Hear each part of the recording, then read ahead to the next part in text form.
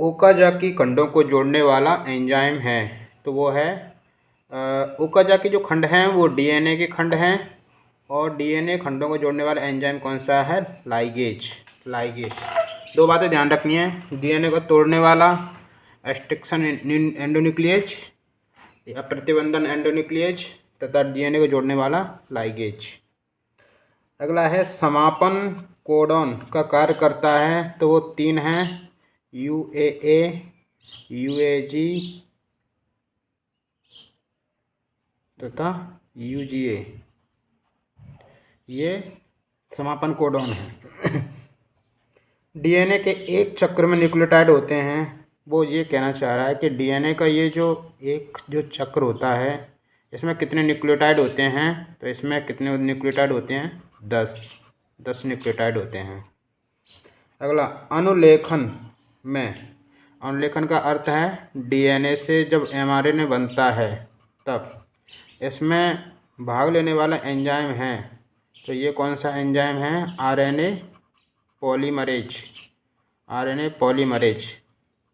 वैसे भी पॉलीमरेज जहाँ पर लग जाता है उसका अर्थ है उसकी बहुत सारी कॉपियाँ बनाना, उसकी बहुत सारी संख्या बनाना, इसलिए आरएनए की संख्या बन रही है, इसलिए उसको कहते हैं आरएनए पॉलीमरेज। अगला देखते हैं। अगला क्वेश्चन है, राइबोज कैसी शर्करा है? राइबोज कैसी शर्करा है? कैसी शर्करा है का मतलब ये है राइबोज में कितने कार्बन हैं? तो राइबोज में 5 कार्बन हैं, और यह कैसी शर्करा है? पेंटोज शर्करा है। पेंटोज शर्करा है। तो डीएनए और आरएनए में क्या है? वही 5 कार्बन वाली शर्करा पाई जाती है, उसको कहते हैं पेंटोज शर्करा। अगला है, रेगुलेटर, प्रमोटर, ऑपरेटर तथा संरचनात्मक जीन को एक साथ क्या कहते हैं? ये सारे कहाँ पे आते हैं? ऑपरेटर ऑपेरॉन मॉडल में। ठीक है, ऑपेरॉन मॉडल, इसको ऑपेरॉन मॉडल कहते हैं। डीएनए हेलिकेज क्या है? डीएनए हेलिकेज क्या है? तो इसके लिए पहले हेलिकेज समझते हैं। हेलिकेज का मतलब होता है ऐंठन को खोल देना। ये जो ऐंठन होती है उसको खोल देना। क्या है? तो ये एक एंजाइम है, ऐसा एंजाइम है जो डीएनए की जो ऐंठन होती है उसको खोल देता है, ऐंठन को खोल देता है।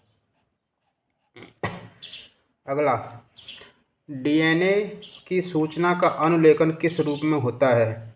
डीएनए की सूचना का अनुलेखन, तो डीएनए से जो एमआरएनए बनता है, डीएनए से जो एमआरएनए बनता है इसको अनुलेखन कहते हैं। तो अनुलेखन किस रूप में होता है? एमआरएनए के रूप में होता है डीएनए की सूचना। इसका मतलब है डीएनए पे, डीएनए की सूचना का मतलब यह है कि डीएनए पे, जैसे डीएनए का जो स्टैंड है उस पर एडेनिन है, थाइमिन है, ग्वानिन है, साइटोसिन है, ये सारे के सारे जो अमीनो अम्ल वगैरह हैं वो सारे के सारे एमआरएनए में चले जाएंगे। इस चीज़ को कहते हैं कि उसकी सूचना है, उस डीएनए सूचना वो एमआरएनए में चली गई है, तो एमआरएनए के रूप में उसका अनुलेखन होता है। किस वैज्ञानिक ने आनुवांशिक पदार्थ की खोज की? आनुवांशिक पदार्थ की खोज की, या डीएनए की खोज की, या न्यूक्लिक अम्ल की खोज की, है ना? इनमें सब में क्या लगाना है तुम्हें? Frederick Miescher. फ्रेडरिक मिस्चर लगाना है। ठीक है। अगला, लाल रक्त कणिकाओं का ब्लड बैंक है। मुझे कहना चाह रहा है कि जो आरबीसी है उसका भंडार कहाँ पर होता है, या आरबीसी जा के वहाँ पे इकट्ठी कहाँ पे होती हैं? तो ये होती हैं, हिंदी में इसको कहते हैं प्लीहा, और इंग्लिश में स्प्लीन। तो स्प्लीन दोनों नाम से आ सकता है, स्प्लीन और प्लीहा। ठीक है।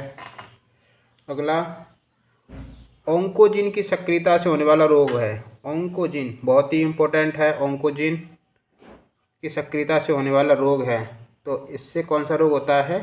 कैंसर।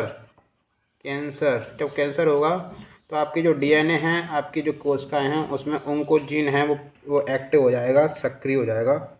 तो आप जानते हैं कैंसर क्या होता है? कैंसर में क्या होता है कि कुछ कोशिकाएं हैं वो एक ऐसा मास यानी एक ऐसी गांठ सी बन जाती है ना? यानी कैसे कह सकते हैं, कैंसर एक असंगठित और अनियमित कोशिकाओं का एक समूह है कैंसर।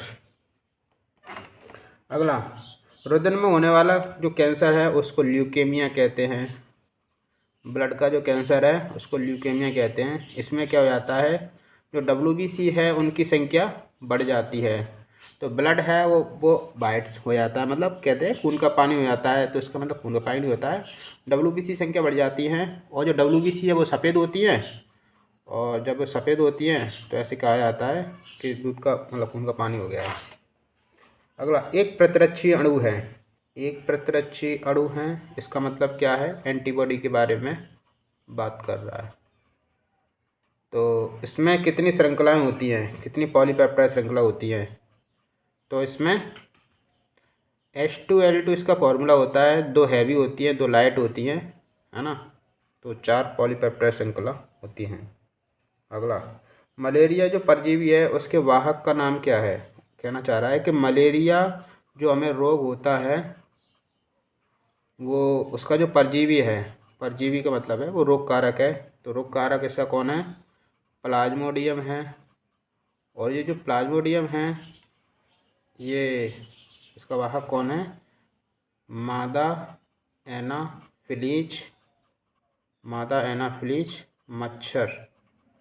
यही इसको क्या ले आती है, किसको, प्लाज्मोडियम को, और हमारे शरीर में इसको डाल देती है। जब ये काटती है हमको, तो हमारे शरीर में, जैसे ये हाथ है इसमें मच्छर आके बैठा, और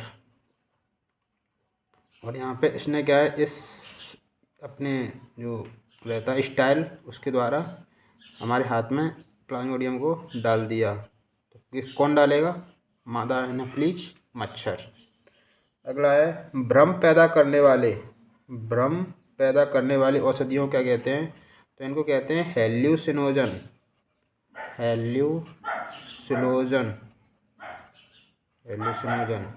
LSD।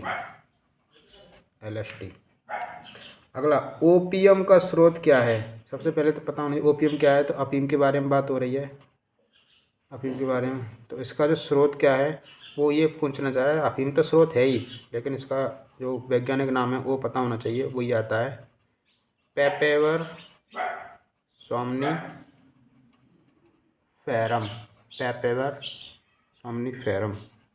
पेपेवर सोम्निफेरम इसका आंसर हो जाएगा। तो बस इतने ही काफ़ी है।